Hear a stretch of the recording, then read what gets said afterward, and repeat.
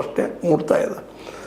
ಆದರೂ ಹೋರಾಟ ಮಾಡುವ ದಿಶೆಯಲ್ಲೇ ನಮ್ಮ ಅಕ್ಸಾದ ಅಧ್ಯಕ್ಷ ಕಾಂತ್ ಕುಮಾರ್ ಅನ್ನುವಂಥವ್ರು ಒಂದು ಕರೆ ಕೊಡ್ತಾ ಇದ್ದಾರೆ, ಭೇಟಿ ಆಗ್ತಾ ಇದ್ದಾರೆ. ನಾವು ಮಾಡ್ತೀವಪ್ಪ, ಶುರು ಮಾಡ್ತೀವಿ, ಭ್ರಷ್ಟಾಚಾರ ವ್ಯಾಪಕ ಆಗೈತಿ, ಅಷ್ಟೇ ಅಲ್ಲ ತಪ್ಪಿತಸ್ಥರಿಗೆ ಶಿಕ್ಷೆ ಆಗಬೇಕು ಅನ್ನುವಂಥದ್ದು.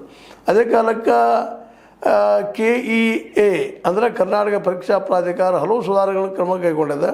ಆದ್ರೆ ಇದರ ಮೂಲಕನೇ ಇನ್ನು ಮುಂದಿನ ಎಲ್ಲ ನೀವು ಏನಪ್ಪ ಅಂತಂದ್ರೆ ಸೆಲೆಕ್ಷನ್ ಮಾಡಬೇಕು ಅನ್ನುವಂಥ ಮಾತಾಡ್ತಾ ಇದ್ದಾರೆ. ಹೌದು, KEA ಸುಧಾರಣೆ ಆದಾಗ ಇದ್ಯಾಕೆ ಸುಧಾರಣೆ ಆಗೋದಿಲ್ಲ KPSC ಅನ್ನೋದು ಒಂದು ಮತ್ತೊಂದು ಪ್ರಶ್ನೆ ಉಳಿತದೆ. ಯಾಕಂದ್ರೆ ಈಗ ನಮ್ಮ ನೆಗಡಿ ಆಗೈತಿ ಅಂದ್ರೆ ಮೂಗನಕ್ಕೆ ಓದುವಂಥದ್ದಲ್ಲ, ಮುಗಬೇಕಲ್ರಿ ಅಲ್ಲೇ. ಈ KPSC ಬಿಟ್ಟರೆ ಈ ನಾಳೆ KEA ಇದು ಅಪ್ರಾಮಾಣಿಕ ಆಗೋದಿಲ್ಲ, ಭ್ರಷ್ಟ ಆಗೋದು ಏನು ಗ್ಯಾರಂಟಿ ಅದ? ಯಾಕಂದ್ರೆ ವ್ಯವಸ್ಥೆ ಬಂದ್ ಮಾಡ್ರಿ ಅದನ್ನು. ಅದನ್ನು ರಾಜಕೀಯನ ಹೊರಗೆ ಹಾಕಿಬಿಟ್ಟಿದೆ.